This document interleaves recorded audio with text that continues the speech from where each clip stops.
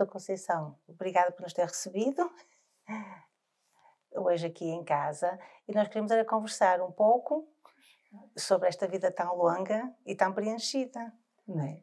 O doutor Conceição hoje vê-se mais como? Como um homem ainda ativo, sempre desejoso de continuar a estudar coisas e até fazer coisas quando é possível. Mas claro está que estou agora muito restrito devido à minha amputação, não, mas tive uma série de quedas batendo com a parte das escolas nas esquinas, de maneira que fiquei debilitado. E isso causa naturalmente um transtorno, não apenas físico, mas sobretudo psicológico, porque não posso sair de casa sozinho. Tenho que andar de cadeira. E é uma coisa que me confrange, mas que agora não tenho remédio. Mais vale andar a saracotear dentro da sala do que estar sentado, porque eu gosto de estar sempre a fazer qualquer coisa. O doutor agora está a escrever, já agora se não é descrição, sobre o que é, do que tema? Naturalmente escrevia e continuo a escrever agora, é sobre acontecimentos ligados à atividade escolar ou à atividade que os reformados ainda podem fazer. E por isso continuo a estudar sobretudo a história do Conselho de Guimarães, que é essa coisa que naturalmente me envolveu sempre. E nisso tenho o apoio da minha mulher, que faz a parte arquivística, digamos assim, da recolha de certos elementos que são necessários para eu desenvolver Fernando. É essa a minha preocupação atual. É dizer coisas acerca da história de Guimarães, ou da história mundial, que vem a propósito de uma coisa e outra. Isto é, obriga naturalmente a raciocinar e a pensar nos acontecimentos globais que se vão desenrolando, desde as guerras atuais aos compromissos que se tomam e que infelizmente não se respeitam. E portanto leva precisamente a uma vida de tensão. Mas isto será sempre assim? Não sabia. A gente vai procurando limpar pelo menos a cabeça para pensar melhor e sentir a necessidade de continuar a poder escrever ou a dizer coisas que possam valer a pena. Porque agora, naturalmente, só se pensam em determinados aspectos e, para isso, só certas pessoas parecem adequadas para emitir opiniões. E isso, naturalmente, não se coaduna com a minha maneira de ser. Felizmente, tenho o apoio da minha mulher e, portanto, às vezes fazemos trabalhos em conjunto sobre as misericórdias, sobre os acontecimentos que vão passando e entretemos mutuamente. Aqui na cidade, depois de tantos anos a viver aqui em Guimarães, estas mudanças todas que houve... No tempo antigo não se passeava, não se ia ao café, não se ia acolá. As senhoras não podiam ir a certos sítios, sozinhas, naturalmente. Hoje não. Hoje cada um segue o seu destino, as suas propensões, os seus interesses e vão trabalhando.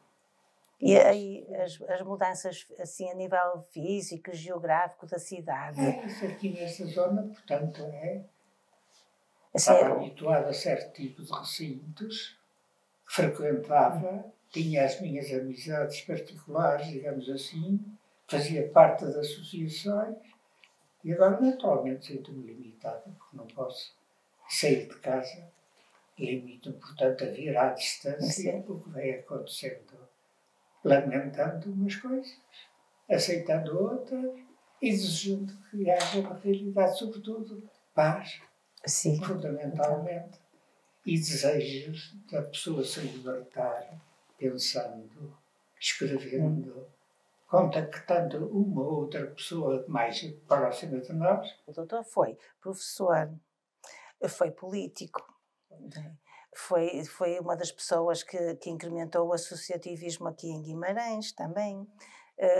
Também esteve ligado ao Vitória Sport Clube, esteve ligado à Casa dos Pobres, Até a Casa dos Pobres. esteve ligado à UNAGI, na Universidade para também. Numa tentativa de fazer educação de adultos, encaminhando num sentido ou noutro. Claro, era inevitável que pudessem surgir atritos, mas foi-se vencendo todas essas dificuldades. Felizmente, foi uma pessoa... considero realizada. Exatamente. E dessas partes todas, qual é aquela que destaca mais? Como professor ou como político? É mais a parte educativa. A educação. E daí que, portanto, eu tive essa preocupação muito cedo da chamada educação dos adultos. Também li que o doutor Conceição foi das primeiras pessoas, mesmo antes do 25 de Abril, quando era deputado da Assembleia Nacional, que foi das primeiras pessoas a falar sobre os problemas já escolares que havia aqui na zona de Guimarães, a nível de transportes, por exemplo, a nível de médicos nas escolas. Foi das primeiras pessoas a falar. Lembra-se? O aspecto central.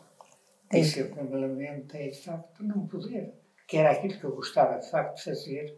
Não era estar parado, era andar, circundar, digamos, as coisas, falar com as pessoas e, sobretudo, criar interesse das pessoas em certos aspectos culturais que eram indispensáveis.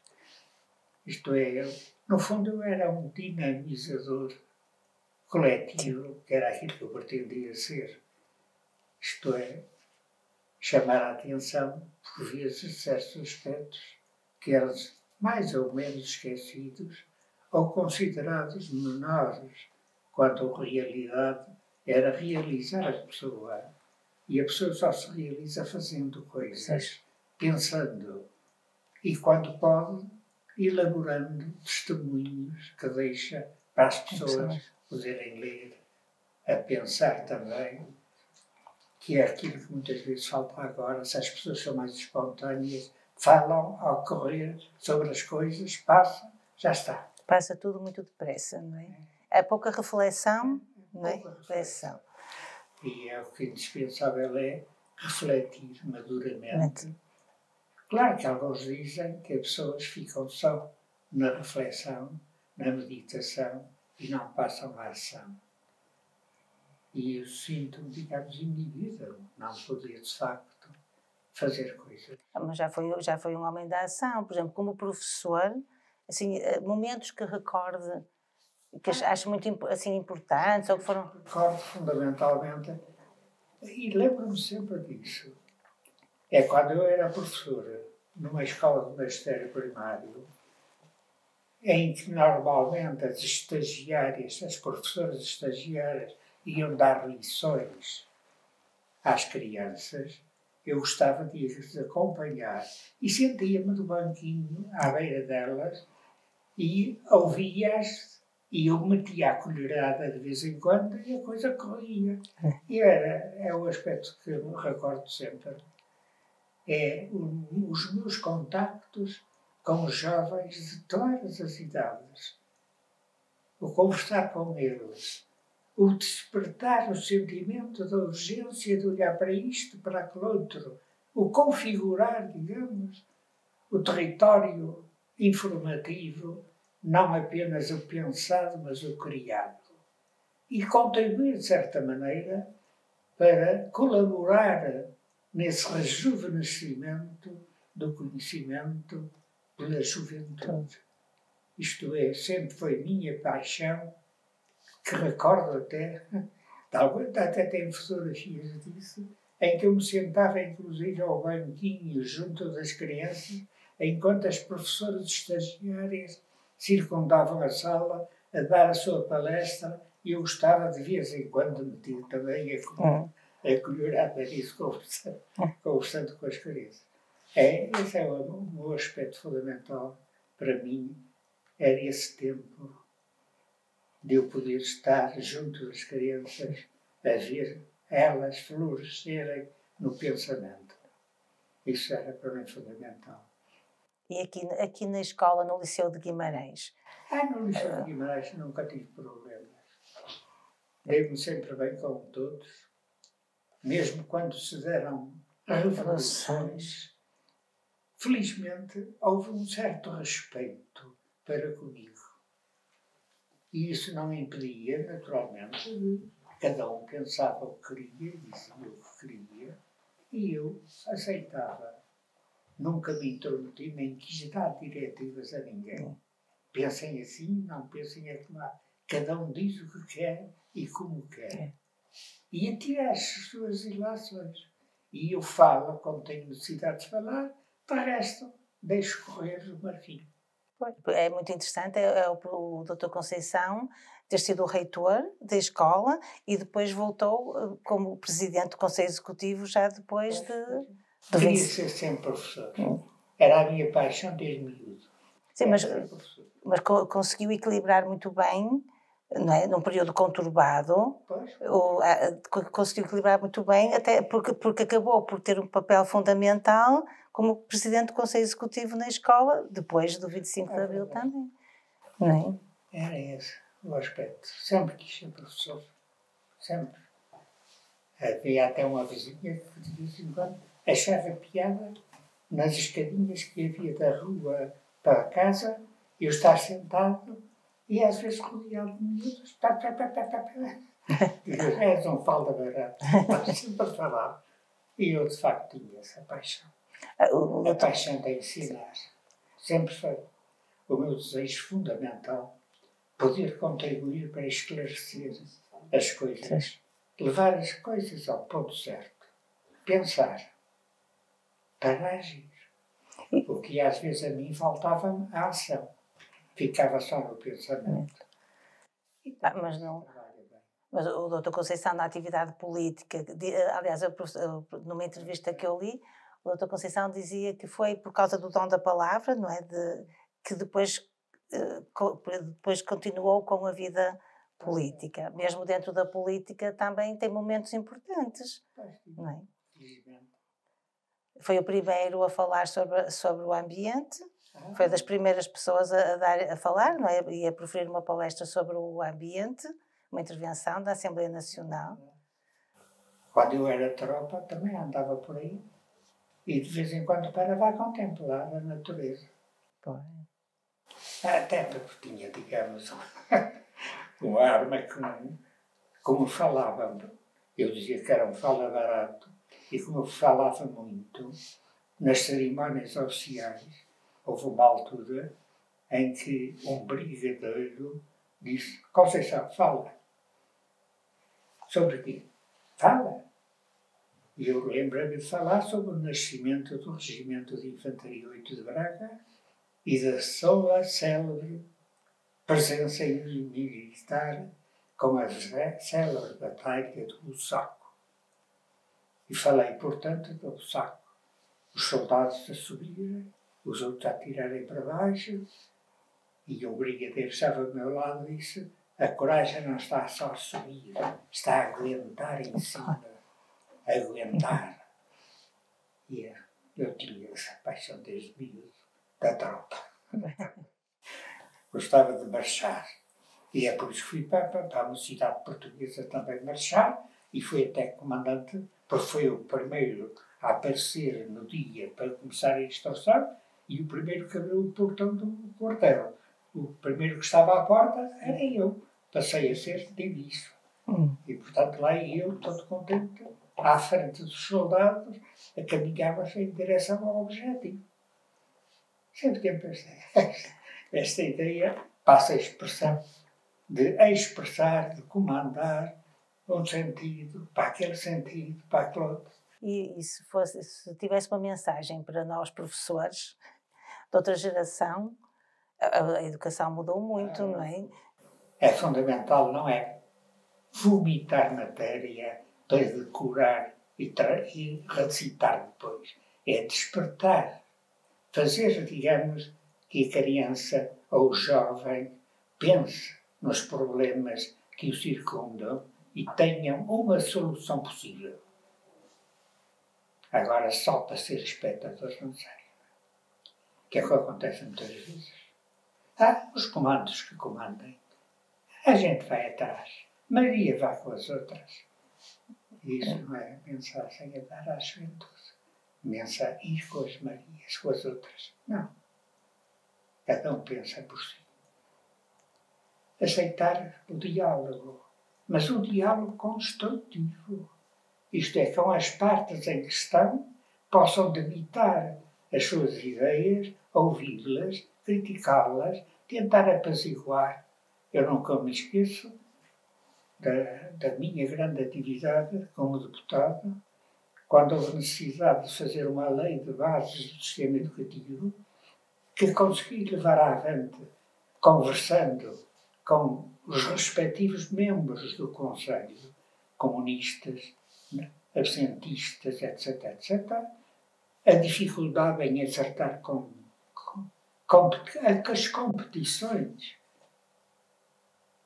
E lembro-me que precisamente tive dificuldades nesse aspecto.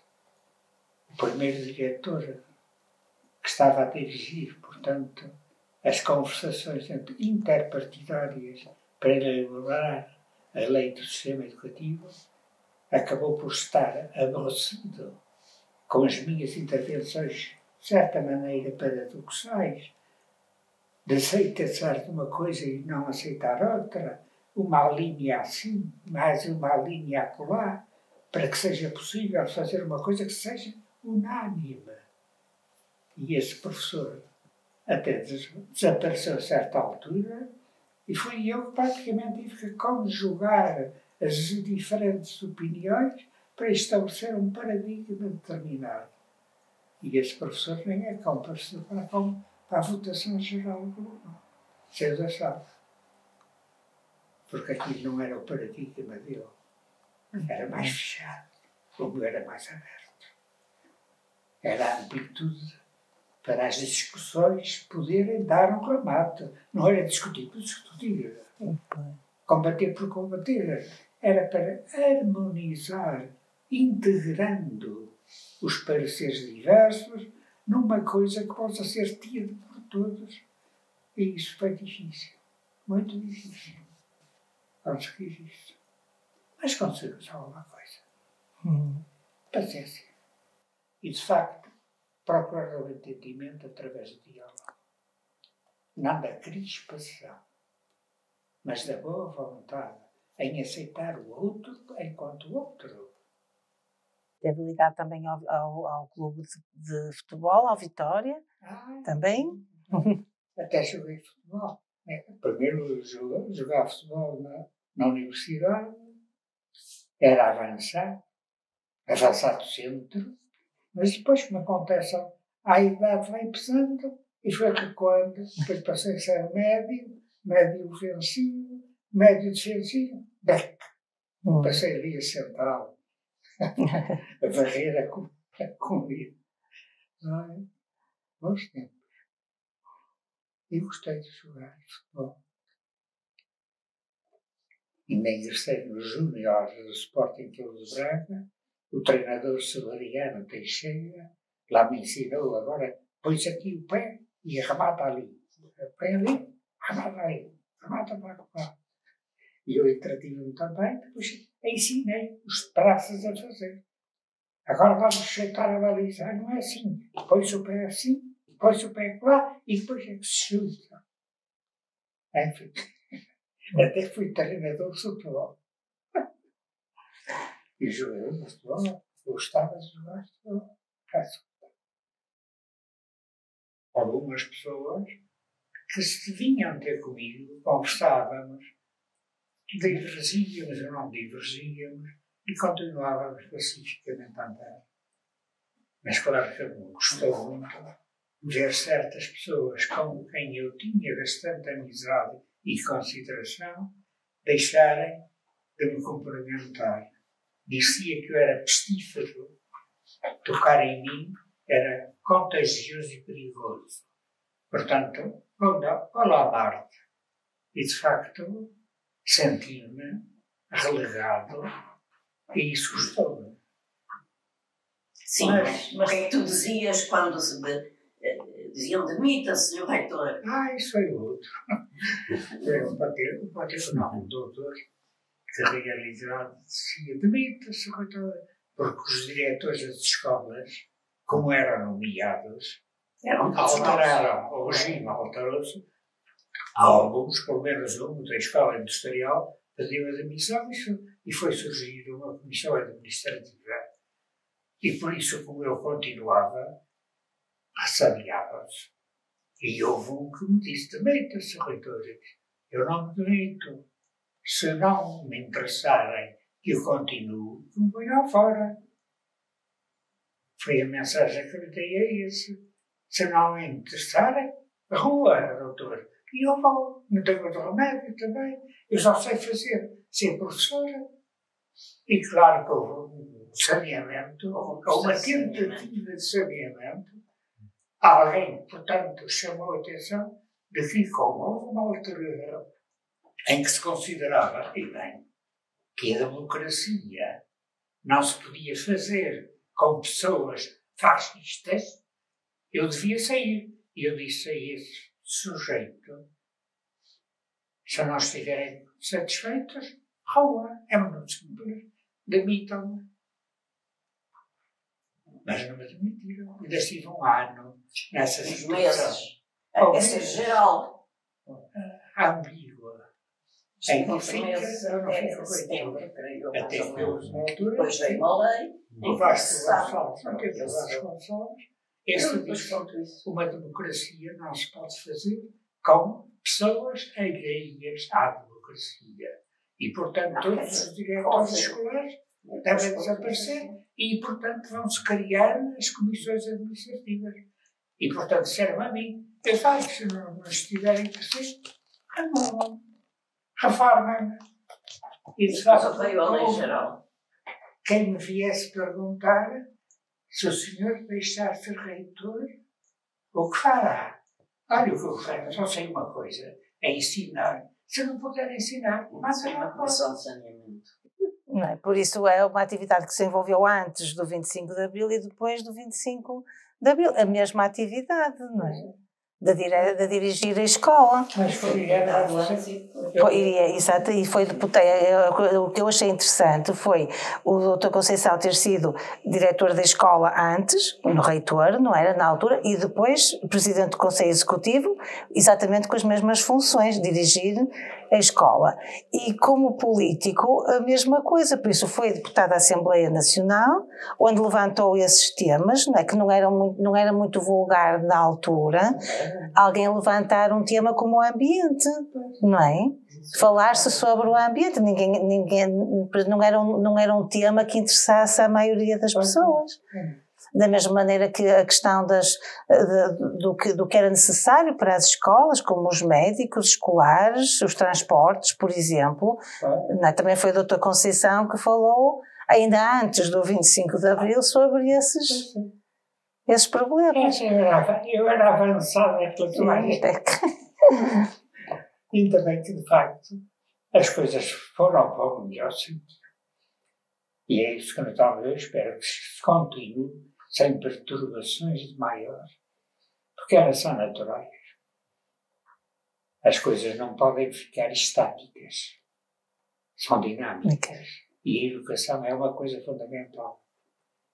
Que as pessoas sejam lúcidas para fazer as mudanças no tempo certo. Agora, querer avançar antes dos tempos, estarem preparados, nunca dá resultado. É essa a minha mensagem de sempre. As coisas amadurecem. Levam tempo ou não levam tempo, mas nada de precipitações. Precipitar, que é o que acontece quando se faz revoluções. Claro, há quem diga evolução, mas a evolução só não chega. Há um momento em que se tem que agir. E eu, de facto, nunca fui um homem da ação. Então, a doutora Conceição não quer deixar assim uma mensagem para a escola, para a Martins Sarmento? Que eles realizem, é sempre o meu objetivo, é que eles façam aquilo que entendem, que devem, não é que podem fazer, que devem fazer. E, portanto, tomarem a iniciativa, não se deixarem ficar no e se fosse hoje? E se fosse daquela maneira? Não é se fosse, é o que tem que ser. O que é preciso é veemência, desejo de fazer coisas e não ser passivo.